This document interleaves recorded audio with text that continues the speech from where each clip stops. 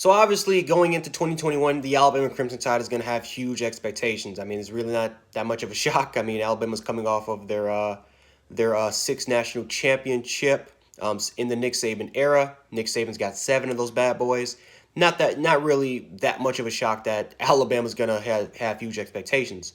Um, the expectation is not really just winning a national championship. Can they surpass their 2020's team? Can they surpass their past predecessor? Because 2020 was such a dominant year, at least offensively, that it's kind of hard to, even if Alabama wins a national championship, there's going to be these comparisons about which team was better, and it's going to make cool arguments. But of course, Bama fans, one thing that we always love to do is that we love to kind of debate amongst ourselves a little bit. And we kind of like to crush any other college football fan base. Yeah, as much as I don't like to admit it, we like to crush any fan base if we ever get the opportunity, just to kind of tell ourselves that, hey, we're better than you. But going into 2021, Alabama's going to have a crap ton of personnel coming back, man. A lot of personnel coming back. They do lose a lot of impactful players as well, but there's a lot of huge personnel, great talent. And then obviously they got some really huge momentum, of course, of not only winning a national championship, but then you win the national recruiting title. You have the #1 recruiting class in the country for the 2021 recruiting class, but not only that, you have the greatest recruiting class in 24/7 sports composite history, which is the one side that I think matters because it's a combination of rivals, ESPN, and top 24/7. So, yeah, you dominated 2 of those areas. And so obviously, yeah, Bama's going to have those expectations. But looking at the personnel real quick, look at the quarterback situation. That's one of the things I kind of want to lament on. Looking at that quarterback situation. You lose Steve Sarkisian to the University of Texas, and Steve Sarkisian takes home a bunch of other coaches. There's some other coaches that also are gone as well. So now you kind of have to look at, Bill O'Brien, the new hire from the Houston Texans. Obviously, Bill O'Brien is not going to he's not going to be liked at first by a lot of Bama fans because of what he did with the Houston Texans and kind of how he tore that organization apart. But Bill O'Brien is an excellent offensive coordinator, especially in the passing game. He helped develop a lot of guys like Christian Hackenberg and Deshaun Watson for the Houston Texans in the first place. He just has and again, what he did with the New England Patriots and so on and so forth. He is a guy that's known as a very, very experienced guy, but a guy that's very, very innovative in the passing game, and of course, his expertise, the offensive side of the ball, and play calling. Bill O'Brien, what he will do with Bryce Young and Paul Tyson, or even Jalen Milroe, that is something that I am very excited to see during the spring. Now, all 3 of those guys are extremely talented. They all have, some huge strengths and some big weaknesses, right? Jalen Milroe is lacking not only in experience at the college level, but he's a little bit raw on his quarterback mechanics. But he can sprint. That dude can run his ass off. He is the definition of a mobile quarterback. Bryce Young's more of a dual threat quarterback, a guy that has a crap ton of athletic ability. He has the arm. He has the touch. He has the touch. He has all the tools that you need. He's just missing in experience. Paul Tyson might have the strongest arm out of anybody probably in the country. Paul Tyson has a very, very strong arm, just lacking in experience. He's a big body guy, 6'5", 230 pounds, and is looking to get bigger at that next level. Might actually fill out his frame at 245, maybe close to 250. So Bama has a lot of personnel there. I mean, Bama has a lot of experience and personnel there at the quarterback positions. They're just missing key and experience. So hopefully we get to see Bill O'Brien kind of really get the most out of all 3 of those young men. Obviously we got spring and fall camp to kind of see who will be the guy who can replace Mac Jones. The receiving position is pretty much the same thing like the quarterback position. Tons of talent, inexperience, however. You lose Devontae Smith, Jalen Waddle, and that was really the biggest question for even the 2020 season is that if those two guys are gone, who's going to step up now? We saw John Mechie step up. John Mechie almost had 1,000 yards last year. John Mechie showed incredible route running ability. He showed that he pretty good release. Very, very strong, when it comes to him getting pressed. He's very, very strong as far as the release point and flexible hips. He can turn. He can turn at the point of his at the highest point of his route. John Mechie is a really, really good receiver, very underrated, in fact, compared to some of the other, compared to his other predecessors like Devontae Smith, Henry Ruggs, and, so on and so forth. But John Mechie is a guy that looks to step up and be a #1 role. The question, however, is that who's going to play right next to him? Who's going to be the X? Who's going to be your slot?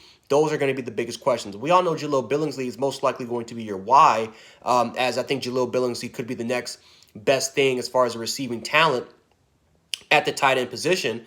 But as far as those other receivers, it's is it going to be Xavier Williams? Is it going to be Slade Bolden? Is Slade Bolden going to play more in the slot, or is it going to play out wide?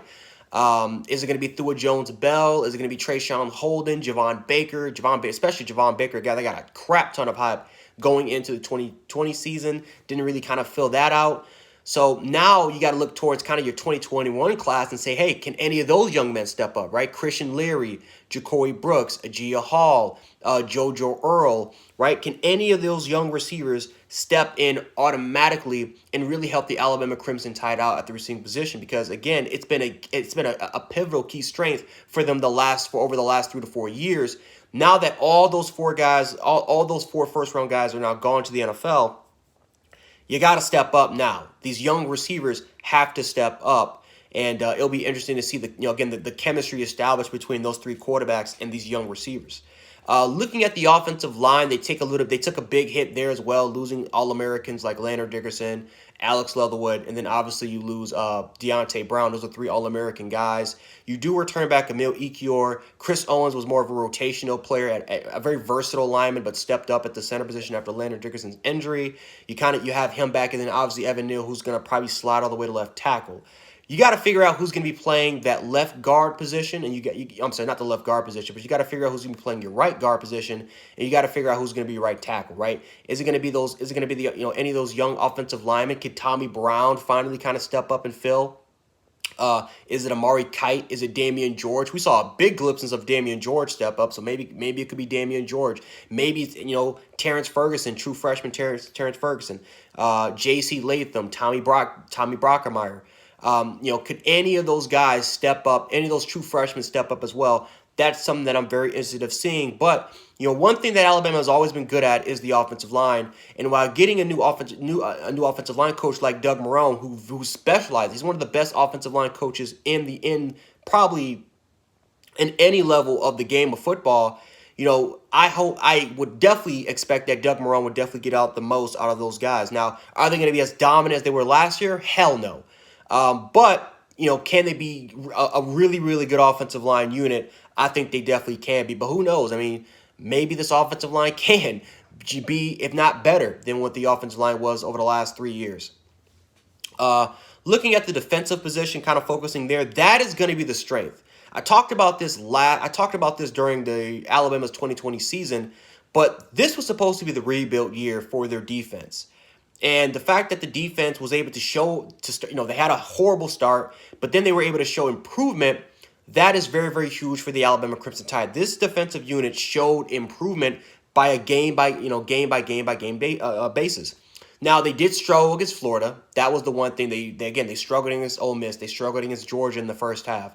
They struggled against Florida, right? Florida scored over 46 points on them. But again, really besides those games, this defense did a really, really good job of adapting to Pete Golding's defense, really starting to kind of figure that out, really kind of establish chemistry with each other. And again, there were a lot of young players that stepped up. Malachi Moore, the true freshman, you can make an argument, was the best defensive player in the country. Another guy, or the best defensive freshman in the country, Will Anderson, you can make an argument he was the best. He was one of the best defensive players in the country, purely. I mean, Will Anderson was a beast as an outside pass rusher. Christopher Allen stepped up his game and kind of filled out those expectations. Timothy Smith stepped up as a young guy. Jamil Burrows, we saw, of course, Justin Agbogbe, Byron Young, DJ Dale as a nose guard. So there was a lot of young talent, especially in the interior and the outside pass rushing positions. We also showed some depth from the linebacking position. Christian Harris stepped up as well. Shane Lee's a guy that's expected to be one of those guys. But Shane Lee's a guy that's coming, 2019, a lot of experience, not the most athletic guy in the world. But now that Dylan Moses has departed, you still have experience with Shane Lee and Jalen Moody there. As far as the guys that can step up and be the signal callers and has the experience for Pete Golding at that Mike position. The secondary position, like I said, Brian Branch, Malachi Moore, those guys were huge. because, again, you didn't really know who were going to be playing those star positions, and Malachi Moore and Brian Bench kind of filled out. Now, again, now you can experiment during the spring and maybe during fall camp to see, hey, do we switch Malachi Moore at safety? Do we put Brian Branch at the star position? You can kind of experiment what you want to do, because you want both those guys in the football field. They're too damn talented not for them to be on the field. So you really got to try to figure out what positions that they can be playing. You want them on the field at all times. Josh Jobe is expected to be the number one guy. I think that he's better as a number two. Again, Josh Jobe was an average corner. He made some plays here and there. He was a solid guy, but he's not the number one guy. You do bring in JaQuincy McKinstry, who's the number one cornerback in the country, and then Kyrie Jackson, who's the number two cornerback in JUCO. Ronald Williams was a guy that, again, had a shoulder injury, so was out a majority of the season, but he was expected to be a starter on the outside, playing right next to Patrick Surtain. So there's going to be a huge cornerback battle there as well from the secondary positions. Safety positions is something that they're not, something really not that worried about. You got Daniel Wright, Jordan Battle, DeMarco Helms. You got a ton of depth at those safety positions to kind of provide for those other corners and slot corners there in the secondary. So yeah, Alabama is going to be this is going to be an experienced defense that might, in a way, kind of carry this offense. Not really carry, because it's not 2017 or even 09 with Greg McElroy, but in a way, kind of take the handle as far as leading the charge for the Alabama Crimson Tide to potentially go to make another national championship run. Right? It's probably going to take a little bit of time for this offense to fully gel and to kind of, maximize the potential.